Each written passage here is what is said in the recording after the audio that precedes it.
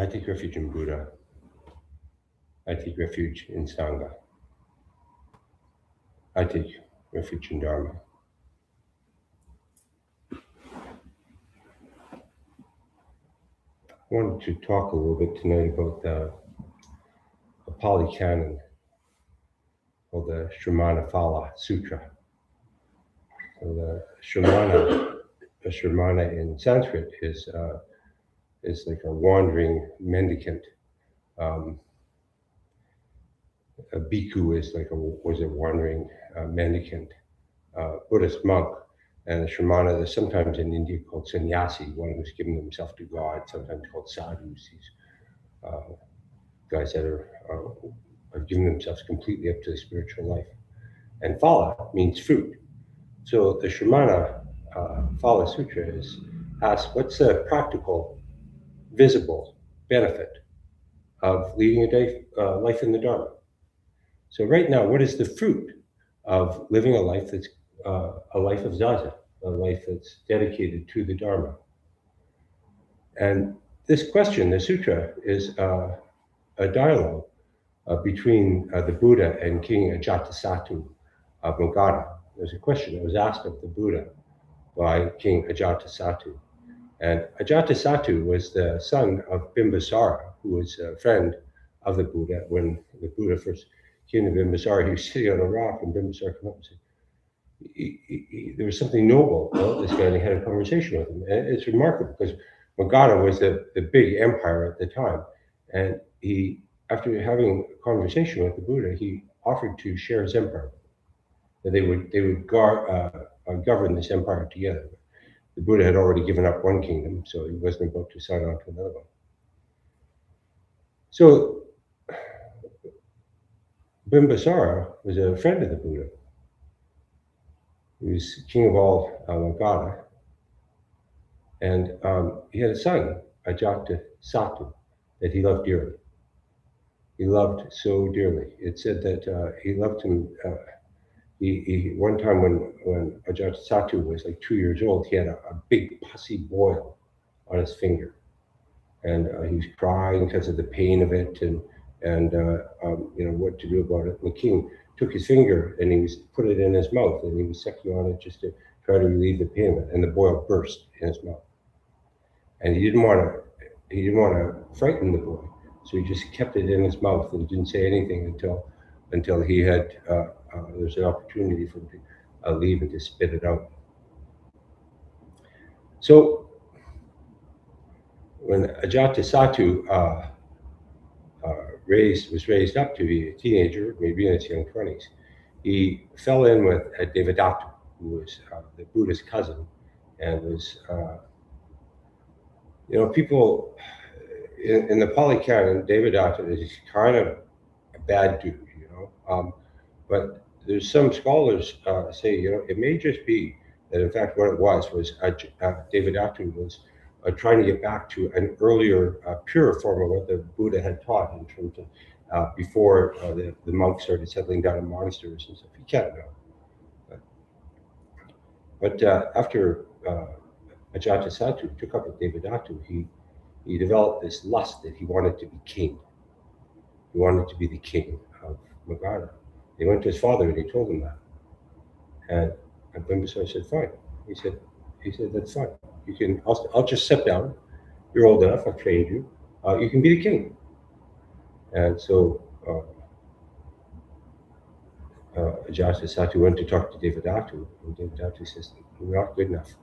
He might rise up against you. You don't know if he's still around. He might want to take his kingdom back from you at some point in time.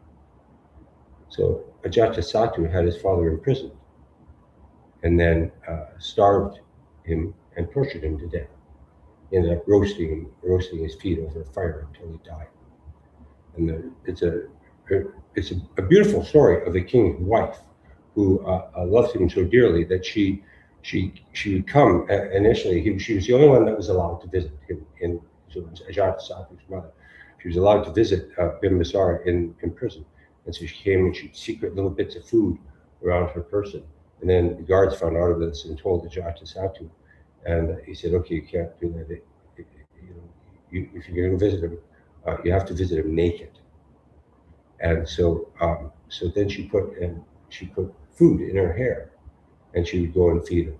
And then they found out about that, and they said, "No, check your hair." Sometimes people laugh about this, but it's so poignant. I always feel like I cry when I think about it. She would wash herself in honey before she went in, and he would lick this honey off her skin to start to see. And when they found out about that, that's when ultimately Ajatashatru tortured him to death. Hard to imagine. It's one of the, at one time it was said there were 5 crimes that were such that you would be expelled from the Sangha, and they were, I forget what they were, Ajatashatru or something, where they, it was such that you could never become enlightened. And one was to cause blood to flow from the body of a Buddha. One was a parasite, to kill your father, kill your mother. And so he was tormented. Ajatashatru was tormented by what he had done. And he got the kingship all right, but then he sought an answer that might offer him some genuine peace of mind. Some kind of peace of mind. Can you imagine doing something? How you'd be tormented by that? Just some kind of peace of mind. And he turned to all the spiritual teachers. India at the time, there was so many spiritual teachers. So the Jain people, their spiritual leader was contemporaneous with Buddha, and he's called Mahavira. And Ajatashatru went around to all of these spiritual teachers, and he asked them the same question. He said, is there some practical, visible benefit right now of living a contemplative life? I'm not interested in pie in the sky. Maybe someday down the road, I'm going to be enlightened. Maybe this is going to happen. Maybe that's going to happen. But what is it right now? And this is at a time when nobles were leaving their positions in the kingdom, and they're putting on the yellow robe, and they're becoming wandering mendicants. Why would they do that? And there's this. I was talking at the Zazenkai on the weekend. There's this one story about one of the monks in the Buddha Sangha was heard at night moaning. He was moaning, "Oh, happiness! Oh, happiness!" And one of the other monks went and told the Buddha. He said, you see this guy, he's not doing very well. So the Buddha called him to him. He said, "Is it true that the other night you were moaning about the loss of your happiness since you've joined the Sangha?" And he said, "No." He said, "No, not at all." He said, "I've never known such happiness as I've had since I put on the yellow robe, since I left my position, my noble position, and I put on the yellow robe, living this very simple life." So Ajatashatru had already asked a half a dozen other spiritual teachers, including Mahavira, but he'd asked them this very simple, practical question, and they'd give him these very complex, abstract, philosophical answers. And in the sutra, it says, Ajatashatru says, it's like I'd ask them about a mango, and they talk about a breadfruit. And so maybe you know that. You ask them, maybe ask me that question. Ask me some question, and it's you're just going at 90 degrees to what the question actually is. So he was finally persuaded by one of his advisors to come and see the Buddha. And it's a beautiful, beautiful setting. So it's a still, clear, full moon lit night, and Ajatashatru comes on an elephant with advisors, and then he stops at a certain point and he gets off and he's going to walk in. And there's, I forget, a great number of monks, maybe 1,000 monks or something. And then all of a sudden you realize, I can't hear a sound. It's completely still. It's completely quiet, other than, the night sounds of the jungle. And he said, it's an ambush. It's an ambush. They've laid an ambush to kill me. And his advisor, who was with him, said, no, Lord, it's not an ambush. It's just, these are very quiet, still people. They're practicing zazen.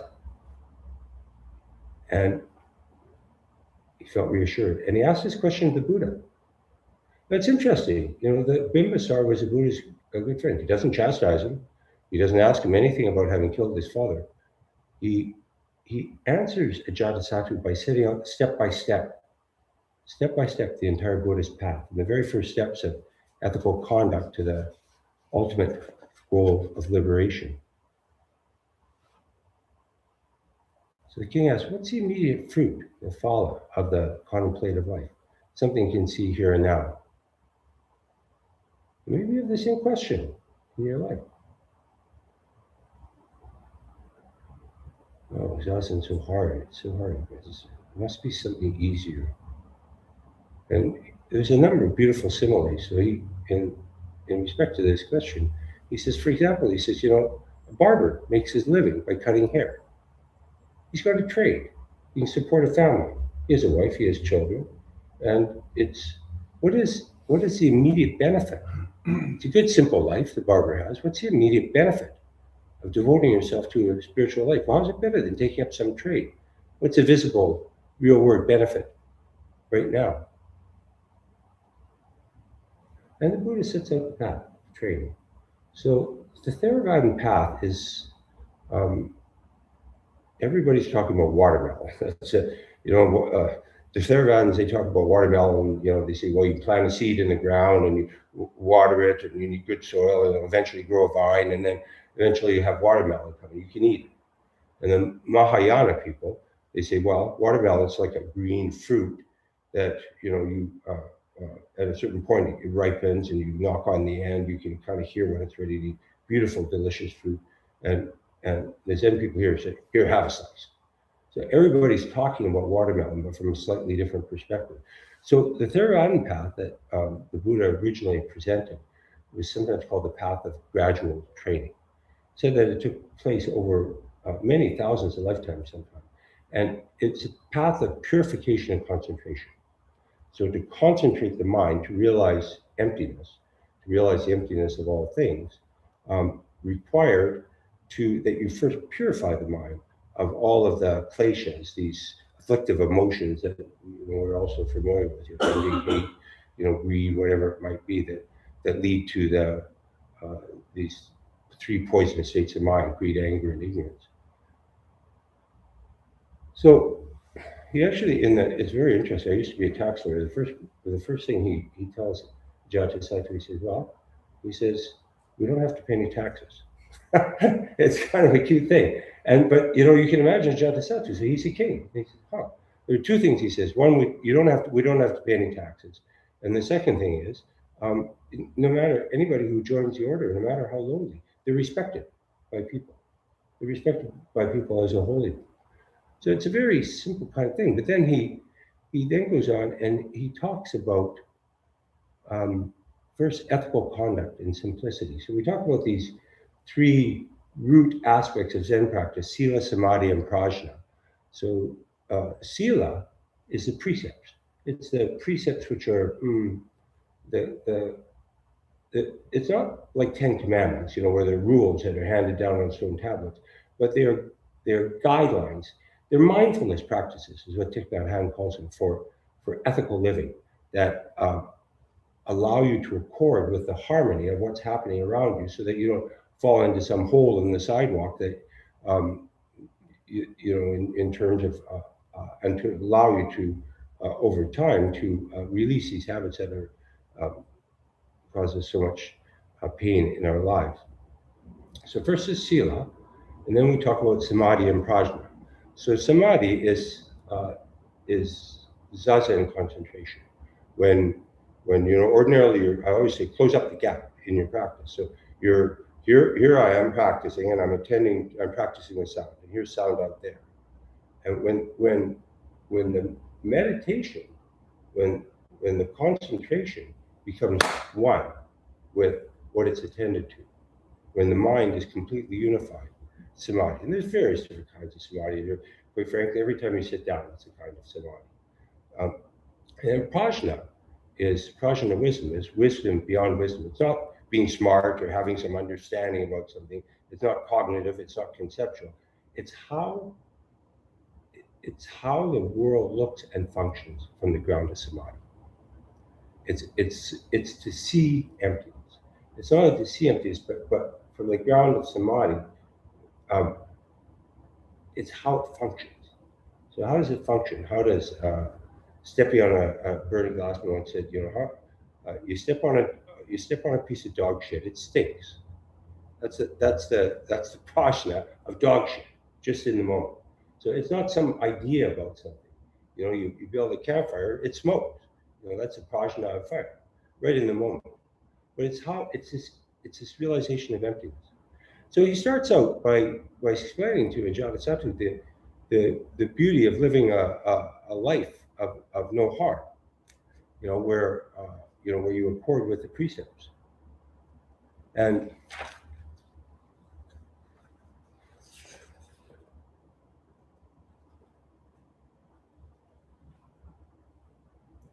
so, and so when we take the precepts, those of you who may not be familiar with it, anybody who's wearing a rakasu has taken the precepts. So it's a formal process that we go through, and different sanghas are different, but it's we practice together for over the course of a number of weeks, going through all of the precepts. First, the three refuges, which we chant when we do service. I take refuge in Buddha, I take refuge in Dharma, I take refuge in Sangha. So this Buddha we take refuge in, it's of course the historical Buddha, I guess, but also the only Buddha that really matters is your very own essential nature, your very own Buddha nature, and to actually take refuge in that, as opposed to if you reflect for a minute, what do you take refuge in? And I'd ask each one of us, it's very rakasu to ask yourself the same question. Have you let go of taking refuge in that mind of trying to control things, of trying to fix things up, of trying to get things lined up with the way you want them to go, and trying to get, if I can just get a little bit more, or I can just work a little bit more, I can. So the Buddha we take refuge in is this Buddha of oneness. It's don't know mind, what Suzuki Roshi used to call beginner's mind. But taking refuge in, so Buddha is the oneness of all things. It's this mind of equality. It's like seawater. In the ocean, everything is seawater. It's all salt water. Dharma is it has many different meanings, but in this case, we can say it's the manyness of things. This is a Dharma. This is a Dharma. The light is a Dharma. It's the manyness of all the different bits and pieces of 10,000 things it's sometimes called. And then the final refuge we take is refuge in Sangha, which is taking refuge in harmonious, compassionate action with the people we practice together. By rubbing up against each other, by practicing together, we become polished and smooth over time, so that we rub off some of these bits of Velcro that are attached to us. And these precepts are not rules to bind us in any way. They're the practices. This is why the Buddha talked about them in this context. They're the practices of ease and joy. They're the practices of ease and joy. So it's not a set of golden chains. It's a matter of a practice of freedom, of liberation, of being. And what are you free from? You're free from all of the karmic knots that you tie in your life. When you act out of, not to kill, not to steal, not to lie, not to misuse sexuality, to keep the mind clear, not to intoxicate the mind, not to discuss the faults of others, not to put others down, to put yourself up, not to be stingy, to be generous, to practice charity, not to give vent to anger, and then finally not to defame the three treasures, which are really unpacking of what are called the three pure precepts, which is not to do evil. Evil doesn't mean like there's some kind of devil evil or something. It means not to create suffering, not to create suffering for yourself or others, not to create suffering, to do good, and to do good for others. So first is to purify, to practice with the precepts in this way. And when we practice with the precepts, usually the first thing we work with when we're preparing for that, those of you who've done it will remember, we talk a lot about karma. So karma is something, sometimes people think that karma is, oh, my karma is really bad. That's why I'm like this. But karma is intentional action. It's what you do on purpose. or what you do carelessly, but something that has an element of intention to it. And there's a lot of lovely expressions that have developed with karma, but to express it. But essentially, whatever seeds you plant, you're going to reap. So whatever seeds you plant, you're ultimately going to have to eat the fruit of. And never in the history of the world has somebody planted a thorn bush seed and gotten an apple tree. So if you plant a thorn bush seed, what you're going to harvest in your life is pain and suffering. And it doesn't, not like it happens immediately, oh, this is going to lead automatically to that. It plays itself out much more subtly in a much more complex way over the fullness of time. And what do you get? What do you get from being good? What do you get from being good? What do you get from being honest? What do you get from being kind? So what is the benefits of acting in a way that doesn't, living as harmlessly as possible, where you don't harm others, where you don't take life needlessly, where you try to speak in a gentle, honest way that somebody wants to hear, instead of telling them, you did wrong, you did that wrong, you should be doing it this way and not that way. So the rule of the Buddha said, he said, don't talk to somebody unless it's going to be well received by them, unless you're offering them something that is melodious to their ear. And if it has to be that something that actually you have to talk to them about it at some time, and this could be difficult, then pick your time for doing it. And the time for doing it is never right at the time, right? Somebody's feeling really bruised about something they did and you choose to talk to them. But so what do you get from being kind? You get to be a kind person. You get to be all that comes to a kind person in terms of feeling kind. What do you get from being honest? You get to be an honest person. And over time, if you're lucky, people come to see you as an honest person. When I was a courtroom lawyer, it was one thing that was, there's so many lawyer jokes, but the thing with being a lawyer is that very often you appear in front of a judge. You may have a 50-page affidavit of facts that's sworn, and you tell the judge, it says this and this and this and this and this. And the judge may have just skimmed it, he may not have read it at all. But he'll take your word for it. He'll take your word for what it is as you're presenting your argument. If you lie once in court as a lawyer, you never get your name back again. You never get your name back. And that's a little bit like karma. Very, very hard to dig out of that hole once you've done that.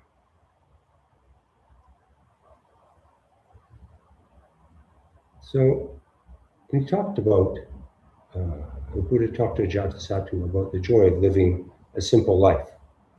Thoreau said, I came across Thoreau when I was a young teenager, and I used to read it, and it was, I don't know, maybe it counts in some way for my inclination to be a hermit, but he said, the greatest wealth is to live content with little. The greatest wealth is to live content with little. The greatest wealth, I think, is just to be grateful for what you have, whatever it is. And that's what Zen practice is all about, is this right now.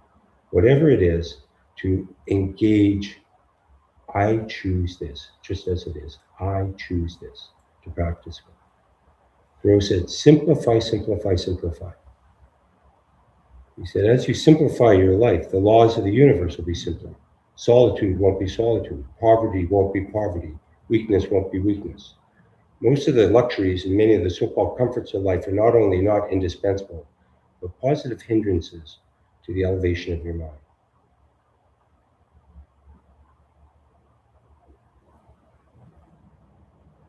He said, one of his journals, he says, again and again, I congratulate myself on my so-called poverty. I was almost disappointed yesterday to find $30 in my desk, which I didn't know that I had, because now I'm going to be sorry to lose it. So simplifying your life is all of these practices. It's no good putting on a rocket suit, taking the precepts, adopting a Buddhist name, unless you're living. It's like this story I've told so many times about having a boat that's this beautiful boat that's tied up to to the quay, all provisioned, all ready to go, and sail forth on the ocean of the Dharma, and but it's not going anywhere because you haven't untied from the Dharma. So the practices that we have to do, if it isn't practiced, it won't manifest. There is no path to peace. It's the practice of peace. It's a practice of peace of mind. And sadly, people just don't want to do it. People, they may aspire, they like hearing about it, a lot of them they may hear about it, but to actually practice simplicity, a simple life, to actually practice peace, where you humble yourself in the face of some criticism, instead of lashing back to get my own back, to defend myself. You have to stop practicing dissatisfaction, stop running after more and better and faster and brighter in some vain pursuit of happiness. It's just practicing dissatisfaction.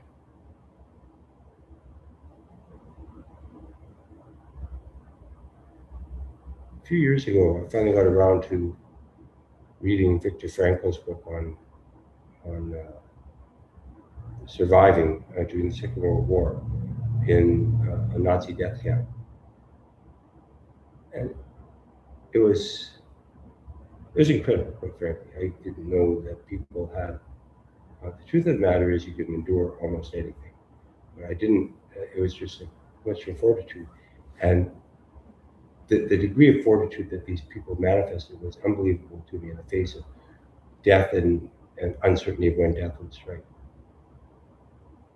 But what Frankl found in studying survivors in the Nazi death camp was that people that survived, by and large, there was one characteristic that they all had in common. They had some purpose bigger than their own immediate wants and needs, about what they were going to get out of it. They had some simple purpose bigger than their own wants and needs. Taking care of a garden. So simply there was a garden waiting that needed to be taken care of. This last summer, I took care of a piece of land, and for no reason, really and truly, other than try to restore that land. Do you have a purpose in your life? Do you have a purpose in your life? Or is it how I can get what I can, get my things that I want when I want them, how to try to fill up a life that's the way I want, and if it's nice enough and I can control things enough, then I'll be happy. So do you have a purpose in your life? Could it be, so please attend, could it be that the purpose you may be looking for in your life is the very living of your life? The very living of your life. And that there's nothing wrong with it, just as it is. Other than our ascribing wrongness to it. The simplicity of a life of Zazen, when you examine it, when you really take it up, when you untie that boat from the dock and get set forth in the good ship Dharma on the ocean of Buddha nature, that the simplicity of the life of Zazen might in and of itself be your purpose.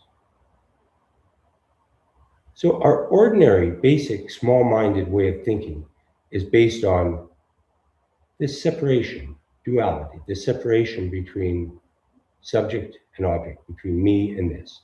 There's this glass box, right? I'm inside this glass transparent box. I'm in here. All of you are out there. This is me. That's you. This is me. That's the environment. You think I'm the subject and everything outside me is the object. We think inside and outside. I'm inside here.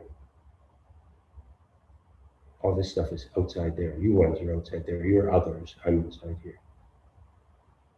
But when you live a life of Zazen over time, little by little, sometimes all at once, you wake up to the realization that that's a complete fallacy. It's a complete fallacy. It's not the actual truth of reality. Everything comes from the same source. Everything comes from the same source. When I say take refuge in Buddha, it's realizing everything comes from the same source. It's recognizing the equality, the sameness of everything. So it's like going down to Ambleside and seeing on a windy day, and you see these waves, these wind-driven waves come in. Some of them are big, maybe they're in a series of 7, maybe they're unique. They come in, each one is unique, has its own shape, its own trajectory, its own uniqueness. And they crash up on the beach, and the karma of each of those waves informs the next wave. But at root, in essence, those waves are nothing but seawater, doing the dance of seawater. They're all equal. It's all just seawater. So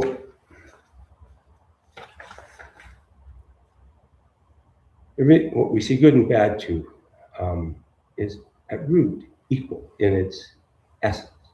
It's all of the same nature. It's all of the nature of mind. All of our desires and dissatisfactions and aversions and all the things happening within us and outside of us are in reality, and this is, cannot be so, a manifestation of one real life.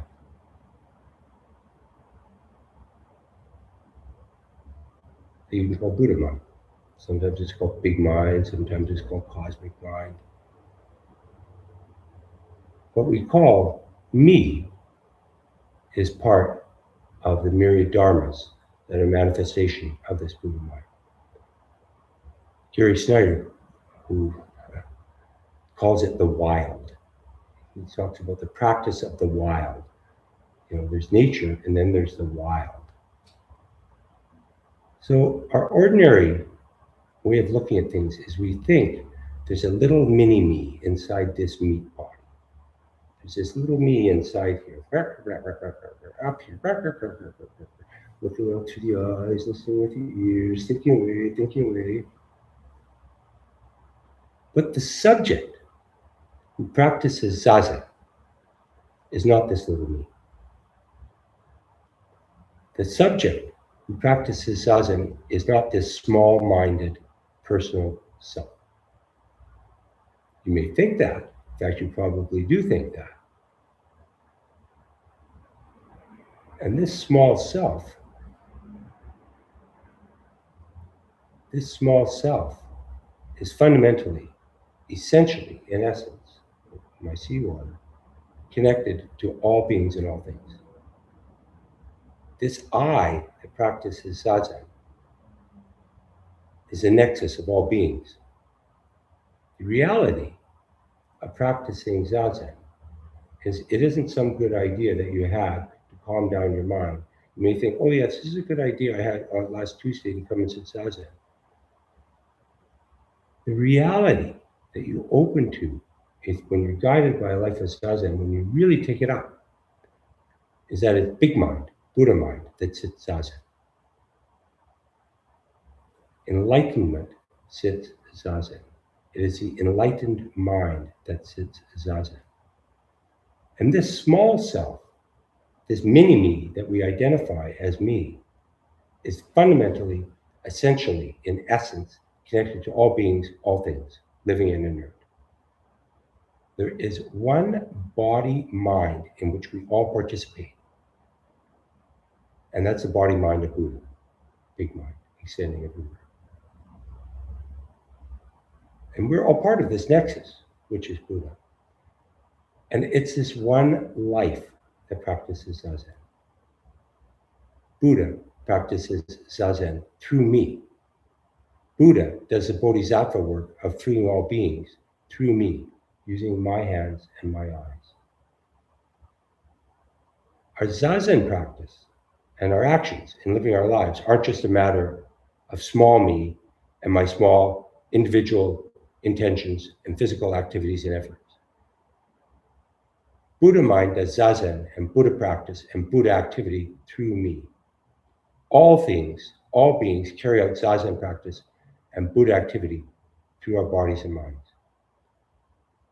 There is one being of many parts, this I, which practices. You may think this is just me doing this little kind of business, I'm just making some toast right now. And that's true, and it isn't true. Zazen isn't just some way to calm down the mind or to realize enlightenment or to train the mind to become the Buddha. It's Buddha practicing Buddha. The whole earth, the whole universe sits on your zafu practicing Zazen. The whole universe, the whole earth is manifesting right here, right now. Together with all beings.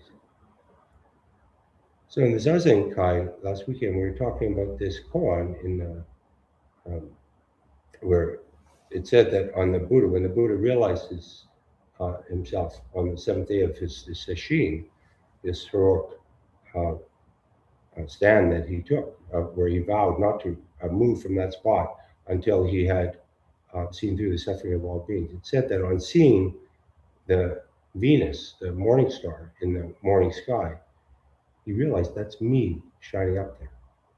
That's not separate from me. That's me that's shining right there. And he said, I and all beings are hereby liberated. I and all beings. He's not talking about this little mini me, I. He's not talking about this little mini me in opposition to all you other ones. He's talking about I, this Buddha, which includes all, the essence of all things, the salt water of all things, and all of the beings, all of the waves. We all realize enlightenment together with all beings. But our ordinary self-centered way of thinking and seeing things doesn't match. We think, I'm separate, discrete. This is my stuff. How can I get things lined up to make myself happy? How can I get my ducks lined up? How can I control things? I don't want this bad thing that's just happened to me. I want it to be the way I want it to be. I want to satisfy my desires. I want my agenda to be met. I don't like it. I'm dissatisfied. I want it. We don't practice satsang in our lives. We practice samsara. Some of them. And that is how it is. We aren't some separate, discrete thing. We're an aspect of the world. We're an aspect of nature. We're an aspect of Buddha. You don't have to in sitting zazen. So historically, you see, to Zen was described as being a practice beyond words and letters, to practice and to become a Buddha. But you don't have to practice to become a Buddha. You don't have to practice to turn yourself into a Buddha. Because right now, right from the beginning, right from the get-go, we're living the life of this one-bodied mind. Right now, sitting here right now, you are living the life. You are doing the Buddha work right here and right now. I is Buddha. I and all beings. Buddha's life. When we practice zazen, I think over our thoughts, we practice manifest. We practice, manifest, and actualize the self that's connected with all dharmas. Not just this little, small, greedy, hating, confused little self. This isn't just my small little self practicing zazen and waking up to reality. It's zazen practicing zazen. Buddha mind, big mind, practices enlightenment and does all Buddha activities as me. So maybe in your readings you come across the saying of Dogen's. It says, practice and enlightenment are one. So ordinarily you think of practice as it's something I do. It's like this step-by-step thing that I get to relieve my state of mind, to get to some happy place, and step by step I'll get to become enlightened.